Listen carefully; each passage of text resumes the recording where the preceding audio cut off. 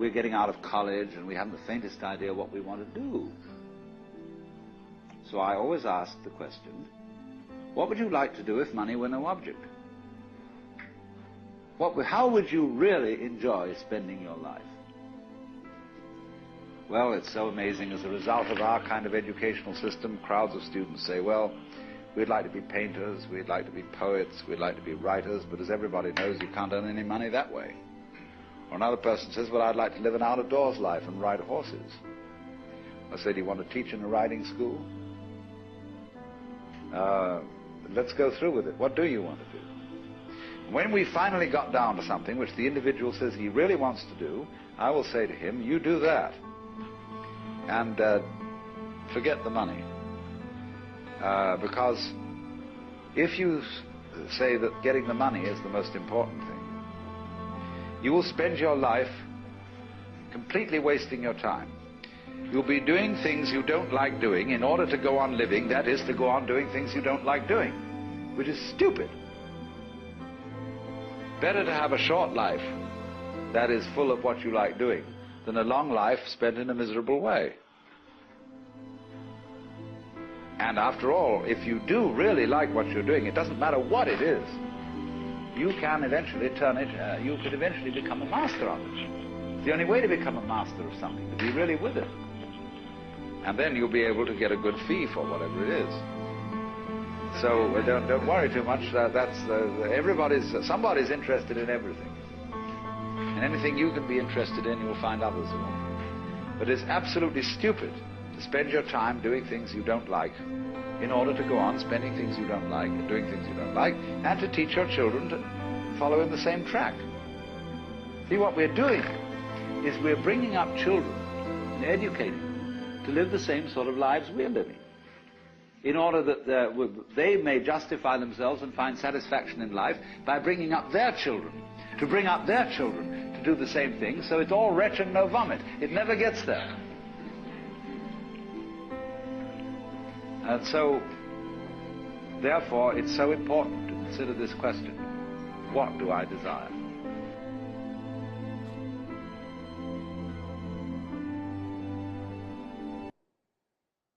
All right, good morning, everybody. So today we're going to take the lessons of language that we've been talking about and turn them into 10 life lessons. And we're also going to back up a little bit and cover some things or review some things that people struggle with on the exam, but again, framing them in terms of life lessons rather than just in terms of like, hey, memorize this for the next exam kind of thing. So the first life lesson is that language really matters. And I mean this almost literally, that it literally can shape matter. And the first example I want to give for you in this is this little study they did up at Harvard, in which Ellen Langer went around and told people who work in hotels that clean the rooms and so on. She told them that they were doing exercise. She just gave a little seminar and pointed out that you're going to these rooms, you're walking to these rooms, you're making these beds. While you're doing that, you're doing exercise. And then they took another group and they gave a totally different seminar, and they didn't say anything about exercise. And then they came back a month later, and they found that the group who had been given that seminar about saying this is actually exercise had lost 2 pounds, they'd lost 0.5% of body fat, and their blood pressure had dropped 10 points. Meanwhile, they'd observed these people the whole time, and it appeared that they weren't actually doing anything different. They reported that their diet had not changed at all. And so the results came out that they were suggesting that it was just the way they were talking to themselves had actually changed their body chemistry in some way that actually led them to lose 2 pounds, 0.5% of body fat, and drop their blood pressure. And you could wonder, like, what's happening here? One thing could be like the placebo effect, right? The placebo effect is actually real and pretty powerful. That's why most sleep medications are colored blue, because a blue medication is more likely to have a placebo effect for sleeping than red ones, for example. Red ones, if you ever look at Dayquil, for example, Dayquil is like orange or red, and NyQuil is like this greenish blue. Now that works in most cultures except among Italian men, for whom blue does not work as a sleeping medication because their soccer team is blue. And so they think of that, and it actually doesn't work among Italian men. But among others, it does. So why would the placebo effect actually work? I mean, this is like a scientific fact that placebos work. And it turns out, here's why. But then, once that belief is there, it seems to turn on Turn on this, this other part. the midbrain. He points to it on the screen. It's a little nugget deep in the center of the brain. And what's important about this area is that it's one of the major centers for the production of opioids in the brain. Oh, opioids like opium. Yes. Yeah. Right. Like opium.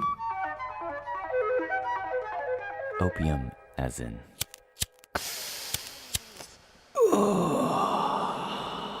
Chad? What? The greatest painkiller known to man. There it was. Inside our heads. Doesn't that strike you as weird, by the way, that that stuff actually is inside our heads? I can't get over that. That these illicit substances are actually inside us. Right. Well, you know, there's like kind of a neat story about that. I And think here when, is where Tor blows my mind right out my face. Because he explains that every drug out there in the world, every single one, even the ones you see on TV, are in a sense already inside our heads. your brain must have its own internal chemical. The only reason those drugs work, he says, is because our brain has receptors for them. And why would it have those receptors? Because it can already make them You know, in-house. every pharmacological agent or drug that there is, you know, there is a chemical that's produced by your own brain that essentially does that thing. So there you go. I mean, it actually is working because it's releasing the same chemicals you might take in a drug, but it's actually coming from inside your brain because your brain actually essentially has a pharmacy inside of it. And this is why, you know, people can overcome tremendous pain, like we talked about Kip Keino and his race while he had a gallbladder infection. And so this is a pretty powerful effect of how you think actually shapes the world in some way. This is another study that Ellen Langer did in which she had this thing which is or might be a dog chew toy sitting in a library, and these kids would come in and she would have the person by the board tell a story. There's a little whiteboard here, and they would draw on the board as this person's telling the story. And then at the end of the story, they would ask the students to erase the whiteboard. And for the person running the story was told that when the first kids come in, say that this is a dog chew toy, and then when the next group come in, if they ask about it, say, well, I don't know, it might be a dog chew toy. And that made all the difference, because the kids who were told it was a dog chew toy did not think to pick it up and erase the board with it. Whereas the kids who were told it might be a dog chew toy were kind of more playful with it, and they'd pick it up and use it as an eraser. And so this difference between is and could be turns out to be a very important difference. So here's another example in which they'd send teams around and offer $10,000 for a 3x7 slab of wood. And these people would struggle, and they'd be like, oh gosh, I really wish I had a big pile of wood around, but I don't. You know, I live in the city. And there they were standing right by their door, which was a 3x7 slab of wood. And but it disappeared as a 3x7 slab of wood because it was in the category door. And so categories can be kind of dangerous. Like our language in this sense is sort of dangerous. And some people call this the trap of categories. As Niels Bohr, who's a Nobel Prize-winning physicist, has said that our thoughts have us rather than us having them. This is the trap of categories. So how can we change this around so that we have our thoughts rather than our thoughts having us? Somehow we have to be constantly mindful of the language we're using, the categories we're using, and so on. And so what happens is that, here's a quote from Neil Postman. He says, in other words, whatever is out there isn't anything until we make it something, and then it is whatever we make it. So these categories are sort of making the world around us. And the antidote to this is what's called mindfulness. And this is where you just simply shift your mind from is to could be. You become more aware of the language you're using. You're mindful of the language you're using so that the things around you are not ises. They're not locked in place as the things they are, but instead they become could-bes. And you're constantly reminding yourself, well, that might be this, but it might be something else.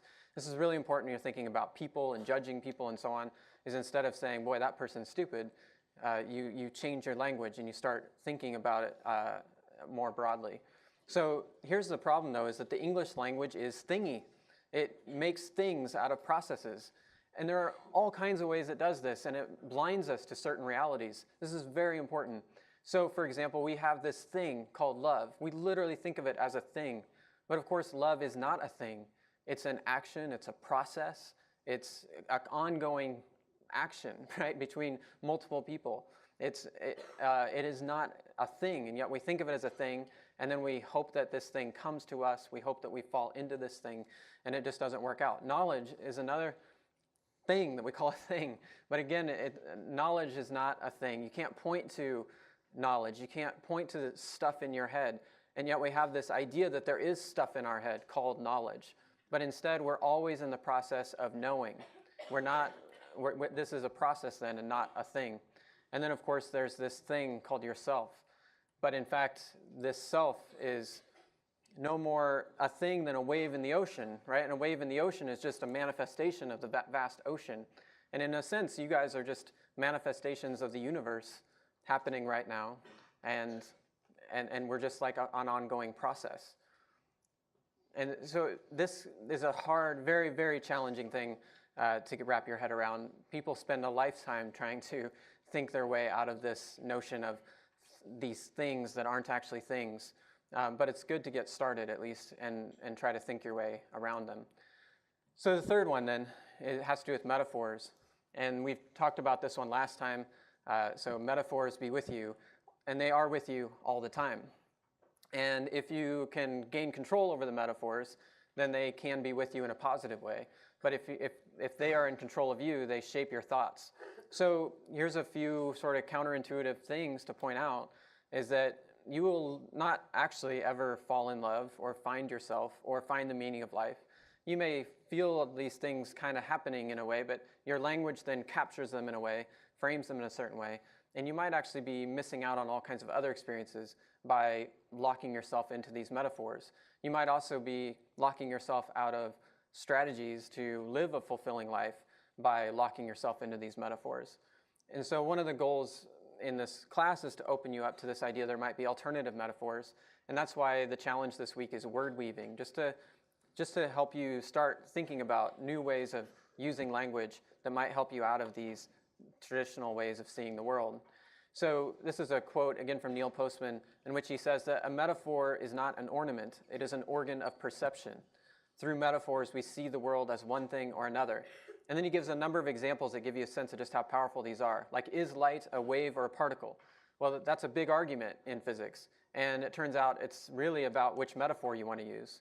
Are molecules like billiard balls or force fields? Is history unfolding according to some instructions of nature or a divine plan? And that, again, is like a metaphorical way of seeing time unfolding. Are our genes like information codes? Is a literary work like an architect's blueprint or a mystery to be solved? These are all ways in which we're constantly grabbing at metaphors to think about things that are hard to think about. And of course, we do this constantly in our own lives. So, for example, the question, who are you?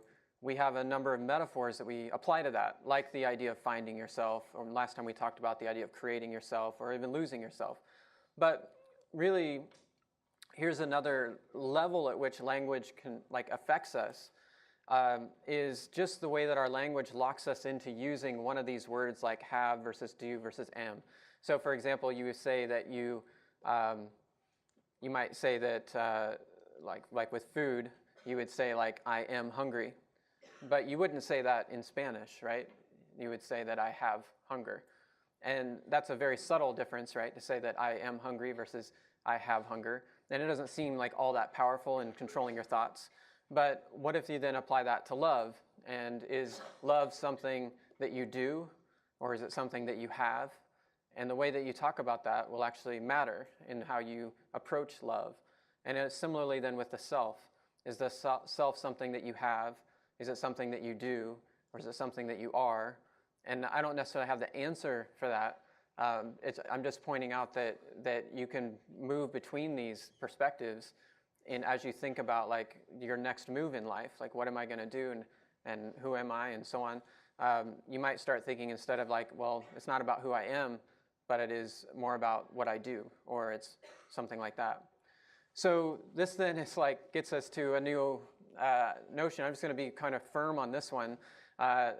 Lesson 4 is to stop trying to find your passion. That's a metaphor that we constantly use, this idea of finding your passion.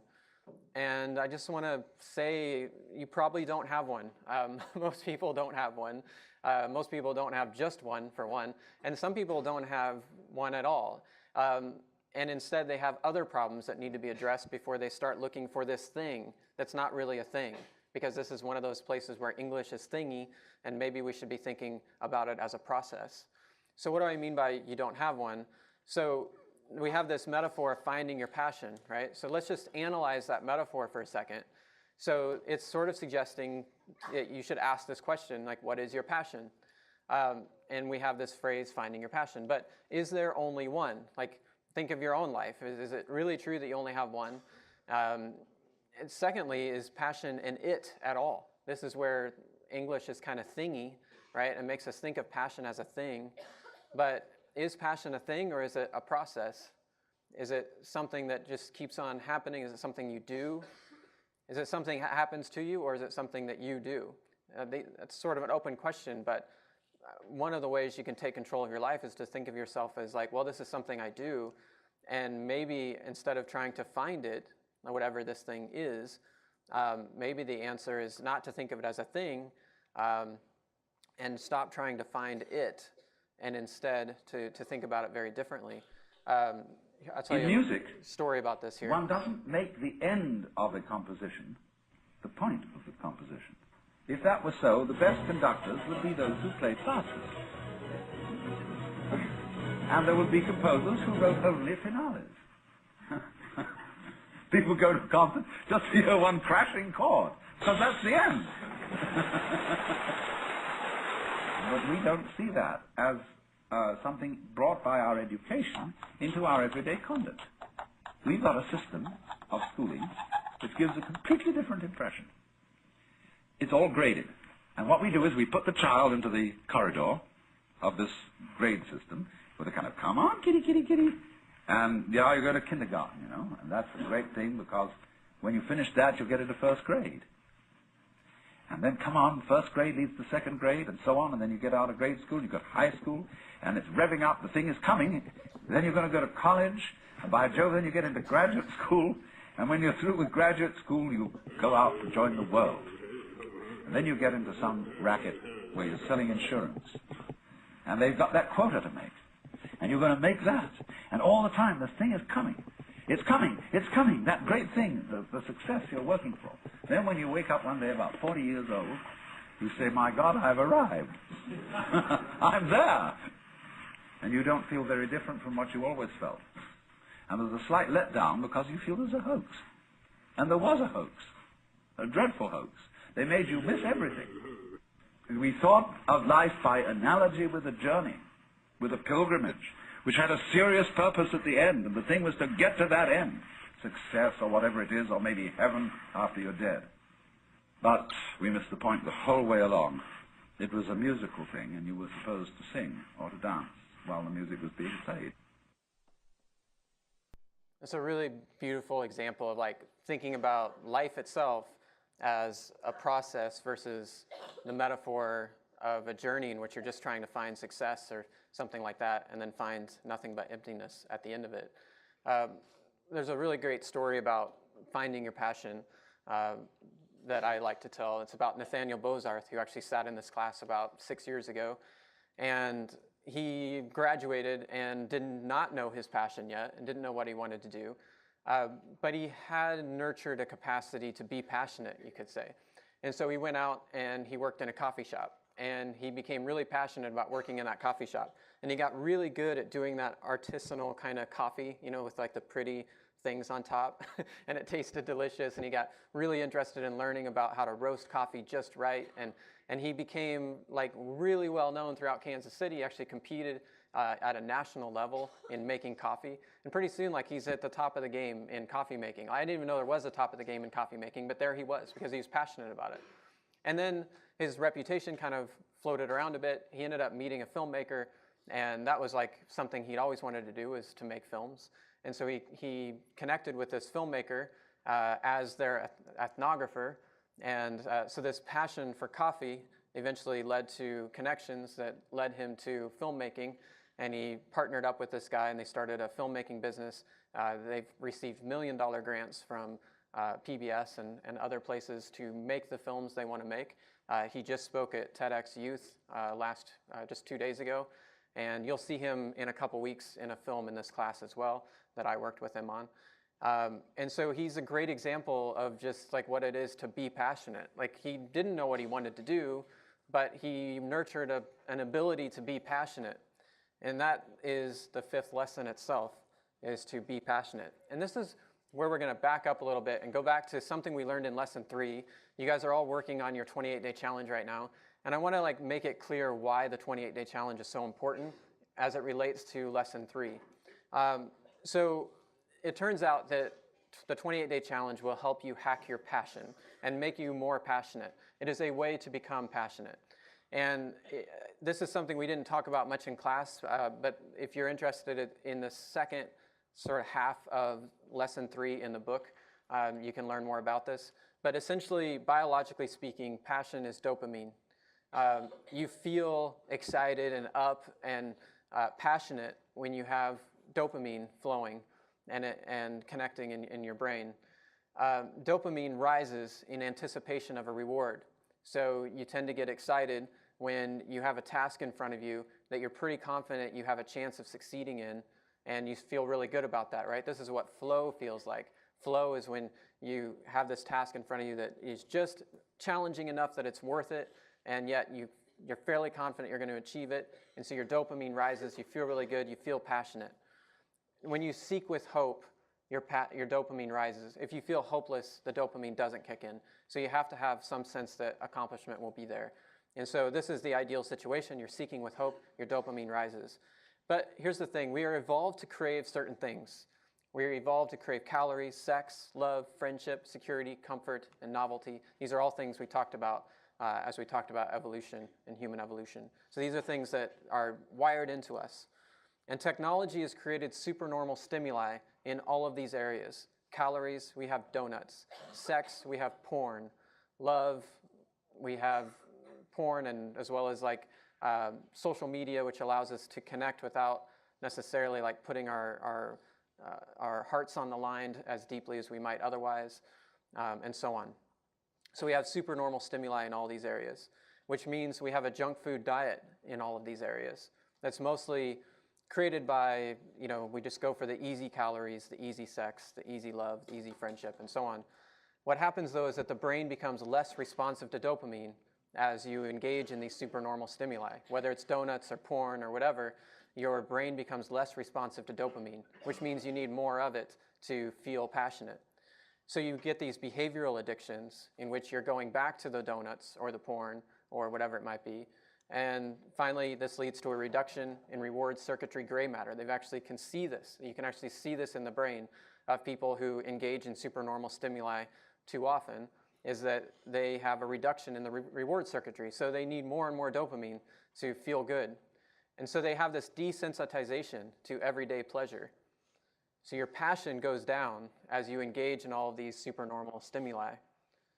And as a sort of a weird side note of this is that you have oversensitization to supernormal stimuli. That is, the supernormal stimuli become more and more ingrained as the only thing that gives you pleasure. And so now you're locked in on donuts and porn or whatever it might be, and you are now oversensitized to supernormal stimuli. You're desensitized to everyday pleasure. As a result, then you have weakened willpower because it's really hard to let go of the supernormal stimuli, which you are now addicted to. You have dysfunctional stress circuits because dopamine also just allows you to be in balance within your brain, and you start to feel more anxieties. And as a result of those anxieties, you want to feel pleasure again, and you end up in a vicious cycle where you have this lack of pleasure, a lack of willpower, high stress, and because of those three things, you seek the supernormal stimuli, which increases your lack of pleasure, your lack of willpower, and high stress. And so you seek the supernormal stimuli and so on, and pretty soon you're locked into a cycle, and you feel kind of numb to the world. A certain numbness starts to settle in. And you might not even recognize you're numb because it becomes your new norm. And only by getting off of all the supernormal stimuli do you feel passionate again. So this is kind of really like a step-by-step rundown of a lot of things that were kind of behind the scenes in lesson 3 that I wanted to bring out and make really explicit so that you can think about the importance of the 28-day challenge. And then moving forward, also there's the unthing that we're getting into next week that you'll be declaring soon. And you might think about a supernormal stimuli that you want to unthing. You know, you might want to get rid of something in your life that is maybe contributing to less passion in your life. So that leads also to this idea of mastering mastery, which is another part of the 28-day challenge. You'll recall the 28-day challenge is this, that you're trying to explore how you learn or exercise your willpower, one or the other or both. It's probably a little bit of both for most of you. And you want to do something easily measurable, something where you can actually track like whether or not you're making progress or track whether or not you're actually doing the thing. And I think most of you have a great 28-day challenge in that regard. But the final piece of this is the most important, is that you want to use this challenge to master mastery itself. And this is the key thing. Like, we've talked about how this is about building a habit, and you cannot actually build a habit in 28 days. It just happens to be that's a good time frame for us in the class. It gives you a chance to do it for 4 weeks. You can talk about it. In reality, you probably have to go to at least like 60 days before it's locked in as a habit. And that can vary a lot based on what you're trying to do and so on. But the cool thing about this is that it allows you to master mastery. And what does that mean? It means that this is like one little thing you put out in your life. You're trying to do it well. You're trying to stick to it. And if you can prove to yourself that you can do it well and you can stick to it, it will just blend into everything else in your life. And pretty soon you'll be able to take control of other aspects of your life. You'll learn better how you learn. You'll learn more about your own willpower and how to make sure you stay on task and all those types of things. And that's what master mastery means. For me, like when I did my first 28-day challenge, it just led right into the next 28-day challenge and then the next one. And in fact, even your textbook is a 28-day challenge. I've always struggled with writing. You know, I'm a professor, and that's weird that I would struggle with writing, but you'll notice I do a lot of video work. I do a lot of video work because I hate writing, so I would avoid writing. And then like in January 1st, I told myself, okay, I'm going to write 1,000 words a day, no matter how painful it is. And I wrote 1,000 words a day. And by the 28th day, I was like, hey, that's not bad. And now I have 28,000 words. That's like half a book. And I just kept going. And that's your textbook. It took me about 4 months to write it, starting January 1st, just this year. Now, it's not perfect yet. I want to improve it. But it totally broke through this big barrier in my mind of like, you know, like writing is hard for me. Now writing isn't hard for me. It's something I do daily. It just became part of my life. And this is the beauty of the 28-day challenge, is to master mastery and overcome your own challenges. So this is what's going on inside your head. I just wanted to point out this difference between the reptilian complex and the neocortex. The neocortex is huge in the human brain, and that's the thing that makes us different than the animals, right? So the reptilian complex is where all of our cravings are, and they're super powerful, and they're directly connected to your body, so it's really hard to overcome them. But you do have this big neocortex, and that's what you're trying to use to change the reward circuitry and take control of your life. That's the key piece here of what it is to be human and makes us different from others. The habits can be so powerful. Remember the story I told you about Narina Bensel, who was this K-6 and elementary school principal who locked this guy into a bear hug, basically, to save these kindergartners from his attack as he came in with an axe. You can see this is a movie made about her life some years later, in which the attacker comes in with a machete, but it's a story of her life. So she wrapped her hands around him. In the court case, as he was standing trial, when she took the stand, she turned to him and said, you know, it wasn't that I was trying to attack you. She said, I was trying to comfort you. That was her habit. She was in the habit of hugging kids.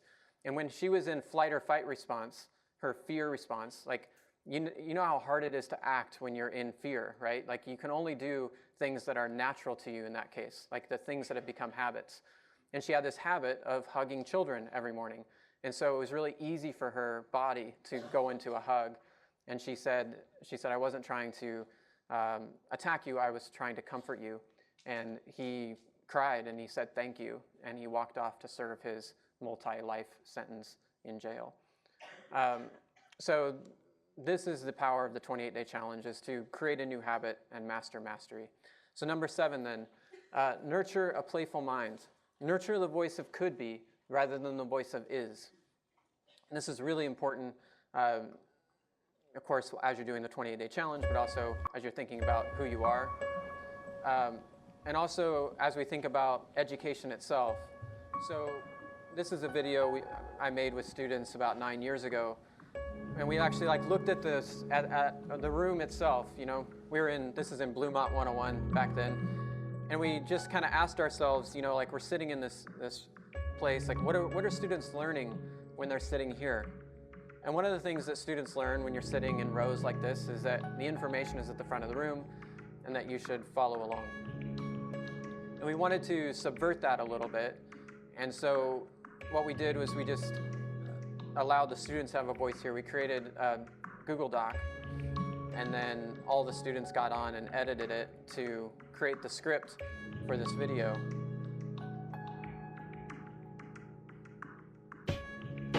So that's what's going on here, is that the students are editing, and you can see that there's blanks there for some survey that we needed to do to figure out like what the stats were. And this is what we found, is that, so for these were first and second years, their classes were quite large. Typically, it felt like only 18% of their teachers knew their name. They were only doing about 49% of the readings assigned to them, and finding only 26% relevant to their life. So we were just kind of like noticing kind of the problems in the education system we had created. And that video goes on if you're interested. And it was really disheartening when we think about like what education is really all about. We talked about this a few weeks ago, that we're trying to move all of us from this world where it's like easy answers and it's all about just memorizing answers, which that's what it feels like in a classroom like this. Whereas in reality, we're trying to get you to this world of wonder where you embrace ambiguity and you understand that there's controversies and real questions in the world that you have to engage, that you have to feel empowered to engage. So how do we get people to that state of wonder? So this is why I want you to nurture a playful mind, because wonder flourishes when we feel inspired to like go on quest, ask really big questions and so on, make connections and take chances. This is the heart of this class, right? Ask questions, make connections, try new things. And it turns out that it's a playful mind that does those things. You could almost think of it as like two different kinds of minds that might be present in a classroom. One is the strategic mind that's trying to memorize things for an exam. The other one is the playful mind that's actually trying to think about things in a playful way and bring them into their life in a meaningful way. And play is such an important way to view the world. So for example, if you just look at like how people approach play, like if you see kids out playing, like, you know, in a sand lot or playing baseball together, something like that, you'll notice that they have a sense of co-ownership.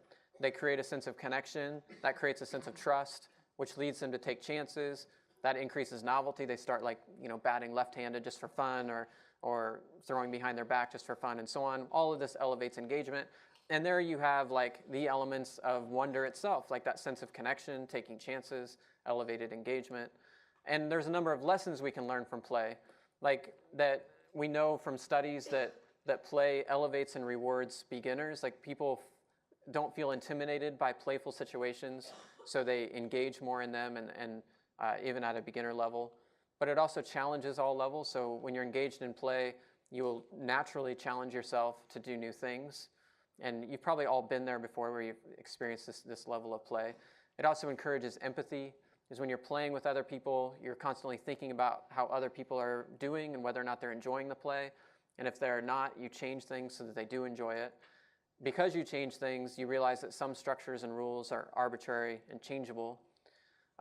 You realize that conflict is normal and can be resolved, because that's constantly happening when people are playing. And you also realize that failure is normal and can be overcome. These are all things that happen when you're at play. And these are things that are not happening when you are in more of a strategic mindset. And so these are some of those key lessons. Let me give an example of a playful mindset here. This would be like a sort of a challenge of your playful mind, is if I gave you a box of tacks, some matches, and a candle, can you somehow get the candle to stick to the wall and have it burning? And this is actually a common sort of task that they give people to think through it. Does anybody have an idea of how to do this? What was that? So you could melt the wax around the tack and then tack it to the wall. Okay, so people try that, and that's nearly works. And then the problem is it's too close to the wall, and you can't get enough oxygen, and it doesn't light very well. So you have to get it away from the wall. Any ideas on how to get away from the wall? Yeah. That's a good idea. So you can melt the bottom of the candle and stick it to the wall. People try that, and it falls down, too much weight. So these are good, really good. So if somehow you get the candle just a little bit away from the wall and still make it work, the answer is actually to use the box itself. And what happens is that people see a box of tacks and they think like, okay, I've got tacks, I've got a candle, and I've got the matches. They don't think to use the box of the tacks as well. And it turns out that as they studied this, they found that if you ask like, who solves this problem? Is it people who have a high GPA? No. Is it people who have the right major? Is it like engineering majors, or is it physics majors? No. It is actually the people who most likely are to solve this are people who've lived abroad. Because if you've lived abroad, you've had to deal with totally alternative ways of thinking and seeing the world, and that actually then expands your playfulness of your mind. And unfortunately, we don't travel much, and we have kind of locked our kids down from exploring, and this affects them. So and there's another piece of this in terms of learning, just as a reminder. We've already talked about this to some extent, but another way that you can lock in and kind of have a category that affects you really dramatically in ways that are negative is the category of sorry, I'll skip this real quick. So and then to this point of some categories are especially dangerous, and that is, so this is lesson 8, some categories are especially dangerous. For example, you are always more than your score, because one of the most dangerous categories is the grade.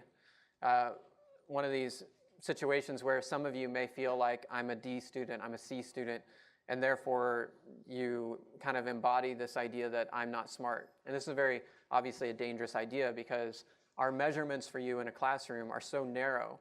Like this past exam, for example, it's embarrassingly narrow. I wish I had some other way to assess you guys. Because I know that some of you who got C's and D's and even F's did not deserve those grades. And you have like all kinds of talents that aren't present when I assess in that way. So I just want you all to know that I know you're more than your score. Don't feel embarrassed about having a low score on an exam like that. It doesn't represent who you are. And of course, scores are always just sort of little pieces that might help you improve and always take a growth mindset to those things. That's something we talked about before, so I'll skip that a bit. But the point here is that there's no such thing as a math person or any other type of person, so stop pretending that you are not one. You'll never stop growing if you keep trying. So that takes us to number 9, that your greatest strength will most likely come from your greatest weakness. And that's because when you have a weakness, you work on it really hard in a way that nobody else works on it, and then it becomes your strength. So here's an example of Jillian Lynn, for example, who is one of these students who just wasn't very good at school and had terrible grades. And she was bouncing off the walls and couldn't sit still and couldn't focus. And the teacher told her mom to take her to the doctor to find out what was wrong with her.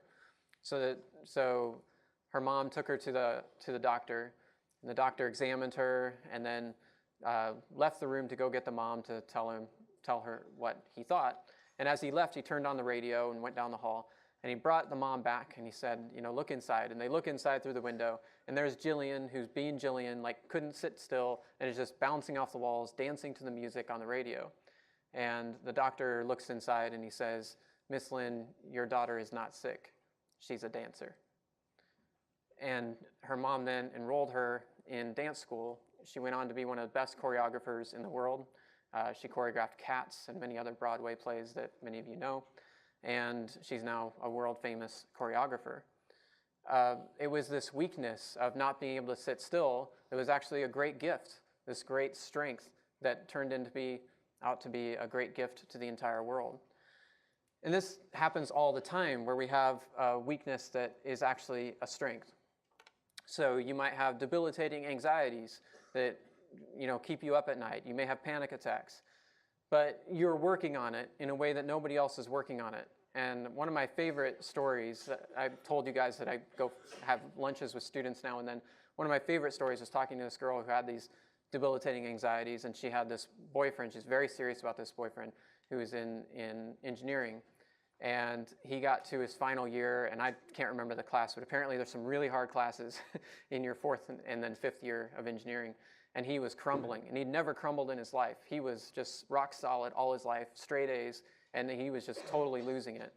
And she, in her first and second year, had gone through these terrible panic attacks and worked on it and worked on it, and developed these abilities to calm herself, so much so that if you would hold her hands, she could warm her hands in yours. Like, she could just get so calm, she could actually warm her hands up just through this practice. That's how good she got at this.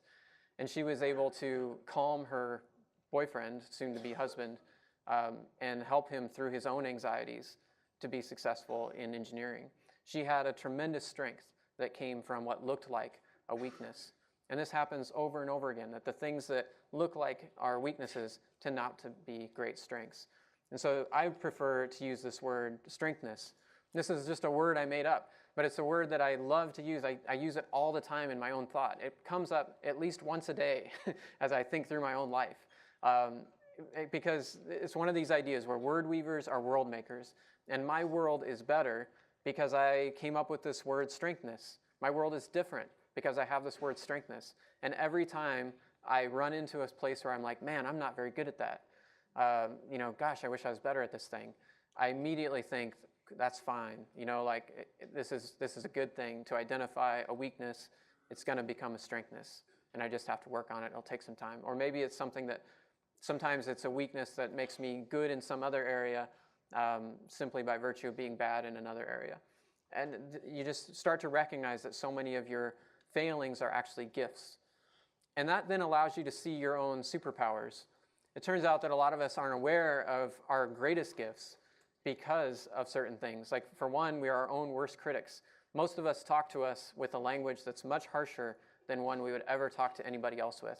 Just run that voice back through your head of how you talk to yourself. And how often is it something you would never say to anybody else? You just never use that voice to somebody else. You never say how stupid or ugly or whatever it is you wouldn't say those things to somebody else, but you say them to yourself all the time.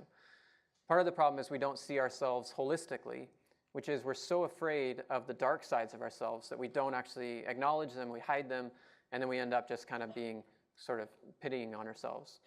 And the reason why we don't see the bad stuff is because we underestimate our capacity for growth and change. If you recognize that you're always growing and you're changing, you have a lot more confidence in recognizing that, oh yeah, I am weak in that area. I do have a problem in that area. I do have issues in that area. Because once you recognize that you can actually grow and change, then you're okay identifying those things. And if you're not, you end up hiding those darkest parts of yourself. And here's the problem with that, is that darkest part of yourself may very likely be your greatest gift, because it's what makes you different from other people. So this is the problem, is we ultimately fail to see that darkness as a gift. So this is lesson 10 then, that you should lean into your darkness. And I want to tell you a story. It's extremely powerful. It's one of my favorite stories that I've ever heard. It's about this guy, Martin Pistorius. This is a guy who leaned into his darkness. So when Martin was 12, he got sick. He got really, really sick. He stopped eating, and eventually he degraded to the point where he was on life support. He turned into what they call a vegetable, right? The doctors actually told his parents he's a vegetable. He's no longer thinking. And in fact, he had stopped thinking. And for 2 years, he was completely gone. And just his parents just sort of had to lug him through the days. He was alive, but he was not thinking. And then he woke up, but he couldn't move his body.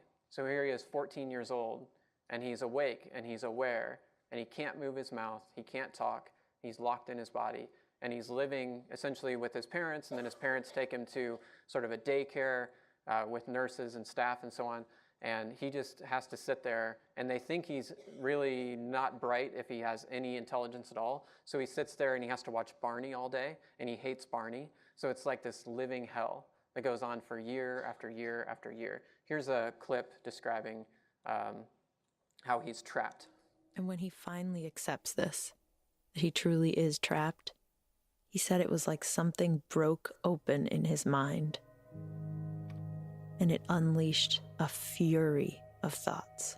I am totally alone. You are pathetic. Totally alone. You are powerless. Totally alone. You will be alone forever. Alone forever. Alone forever. He said the thoughts literally battered him, You are doomed. humiliated him. Your family doesn't see you anymore. You will never get out. So here is another man overrun by thoughts. You will never get out. You are pathetic, powerless, totally alone. But unlike the rest of us, he can't call a friend to talk about it. He can't go on a run to clear his head. He can't even move his position in his chair. He is trapped in his head. And he ends up being trapped there for 12 years, as he and all this time he's actually sort of just living entirely in his imagination, but he has to like deal with the things in front of him, like his own mom getting so frustrated with him, basically saying like, I just wish you would die. And like this is his own mom saying this to him, and he has to deal with that thought on his own. So here's what happens as he learns to sort of deal with these thoughts. I would literally live in my imagination, sometimes to such an extent that I became oblivious to my surroundings. Which, you know, Load him in the car, drop him off, pick him up. could be rough. I hope you die. He was conscious when his mom told him that. Oh, that's horrific when I think about it now. He was staring right back at her. The rest of the world felt so far away when she said those words. But this time when the dark thought came up, No one will ever show me tenderness. he leaned into it and began to wrestle with it. Why would a mother say that? Why would my mother say that? As time passed, I gradually learned to understand my mother's desperation. He realized that it came from profound love for him. Every time she looked at me, she could see only a cruel parody of the once healthy child she had loved so much. Which actually made him feel closer to her. And so onward he went, trying now to understand his dark thoughts, instead of just ignoring them all. And so he's like leaning into his darkness, and part of what doctors think actually brought him back is that he did struggle with these thoughts. It was like a very complex thing to do, and it was like exercise for his brain. And meanwhile, he learned to nurture good thoughts that sort of brought him back into a better place. He eventually learned to just move his hands just ever so slightly, and then eventually they could give him a device that would allow him to talk. And that's what you're hearing there, is his voice that he uses, that he controls through very subtle movements, even though he's largely immobile. And this totally changes his life. Once he starts talking, he starts getting better at talking, and pretty soon he's on his way to a very different place. So wherever you are standing in your life, prepare to be lapped. Within 2 years of passing that assessment test, Martin gets a job, filing papers at a local government office. I wanted to prove that I could do more than just speak words via a laptop. Around this time, his nurse savior, Verna, mentions she's having trouble with her computer. And Martin, who has not tinkered with electronics since he was 12 years old, fixes it. Repairing a computer is a bit like going into a maze. You might go down dead ends, but eventually you find your way through. It was absolutely flabbergasting. I couldn't understand it. Wow. After that, he scraps the government job, starts a web design company, gets into college. And computer science. He writes a book. He's learning to drive. He always wanted to drive. He's learning to drive? Yes. Wow. Martin achieves everything he wants to do. And then he actually ends up falling in love and getting married, and he just had a TED Talk come out. And so he's having a pretty good life now. So lesson 11, There are always more lessons, and that leads us to the end. So for your note card today, if you could just write down something about some of your darkness, some of your weakness that you think might actually be a strength, something that you wrestle with that may become a strength, something that already has become a strength. We're looking for just some like self-awareness on your part of something that you've had to wrestle with that makes you stronger. Or if that is too personal, something you don't want to share, just reflect on any of the 10/11 lessons of the day and hand that to your TA. Oh, if you usually hand your note cards to Garrett, Ben will be getting them, and Aaron will grab Kennedy's. Oh, and Nate's as well. So Ben will also take Nate's. She would speak, and I would type my response. The sister and the other friends drifted away, and Jonah just stayed there in front of the screen. I just really liked him. After that, she just kept wanting to Skype with him. Yeah. Okay, well, he's in a wheelchair and he doesn't speak, but I love this guy. He's amazing. It just so quickly turned into love. As for Martin, after over a decade convinced that he would be alone forever, he was pretty happy. My face would hurt from smiling so much.